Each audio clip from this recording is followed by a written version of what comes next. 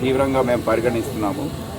ఇది మన సమాజాన్నే పూర్తిగా వినాశనం చేసే పరిస్థితుల్లో వచ్చింది కనుక ముందొచ్చే తరంని కాపాడుకునే విధంగా ఒక కార్యాచరణ అనేది రూపొందించి దీనిపైన కఠినంగా వ్యవహరించబోతున్నాము. ఇప్పటికే ఈగిల్ లాంటి సంస్థని ఏర్పాటు చేసి జిల్లాల ఎస్పీలు సిపిలు అందరూ కూడా ప్రతి ఒక్క హోంగార్డ్ దగ్గర నుండి డీజీపీ వరకు ఈ డ్రగ్స్ పైన ఒక పోరాటం లాంటిది చేయకపోతే మనందరికి కూడా సమాజంలో ప్రతి ఒక్కరికి కూడా చాలా కఠినంగా ఉంటుందని మనం అందరికి తెలుసు.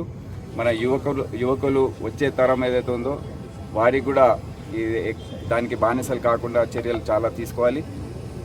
ఇప్పుడు దాదాపు 30 సంవత్సరాల పాటు మనము నక్సలైట్లు, మావోయిస్టులు ఇటువంటి సమస్య పైన దృష్టి పెట్టి దాన్ని అదుపు చేసాం.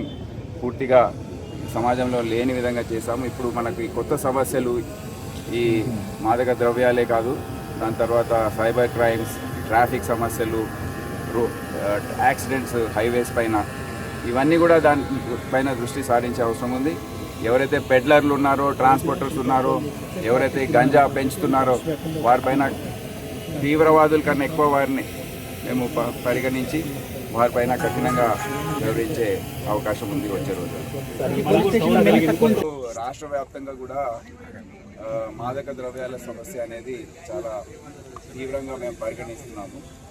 ఇది మన సమాజాన్నే పూర్తిగా వినాశనం చేసే పరిస్థితుల్లో వచ్చింది కనుక ముందొచ్చే తరంని కాపాడుకునే విధంగా ఒక కార్యాచరణ అనేది రూపొందించి దీనిపైన కఠినంగా వ్యవహరించబోతున్నాము. ఇప్పటికే ఈగిల్ లాంటి సంస్థని ఏర్పాటు చేసి జిల్లాల ఎస్పీలు సిపిలు అందరూ కూడా ప్రతి ఒక్క హోంగార్డ్ దగ్గర నుండి డీజీపీ వరకు ఈ డ్రగ్స్ పైన ఒక పోరాటం లాంటిది చేయకపోతే మనందరికి కూడా సమాజంలో ప్రతి ఒక్కరికి కూడా చాలా కఠినంగా ఉంటుందని మనం అందరికి తెలుసు.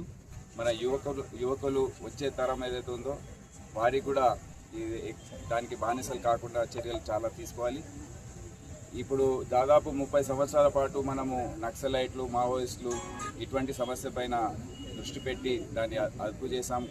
పూర్తిగా సమాజంలో లేని విధంగా చేశాము. ఇప్పుడు మనకి కొత్త సమస్యలు ఈ మాదక ద్రవ్యాలే కాదు, దాని తర్వాత సైబర్ క్రైమ్స్, ట్రాఫిక్ సమస్యలు, యాక్సిడెంట్స్ హైవేస్ పైన, ఇవన్నీ కూడా దానిపైన దృష్టి సారించే అవసరం ఉంది. ఎవరైతే పెడ్లర్లు ఉన్నారో, ట్రాన్స్పోర్టర్స్ ఉన్నారో, ఎవరైతే గంజా పెంచుతున్నారో వారిపైన తీవ్రవాదుల కన్నా ఎక్కువ వారిని మేము పరిగణించి వారిపైన కఠినంగా వ్యవహరించే అవకాశం ఉంది వచ్చే రోజు.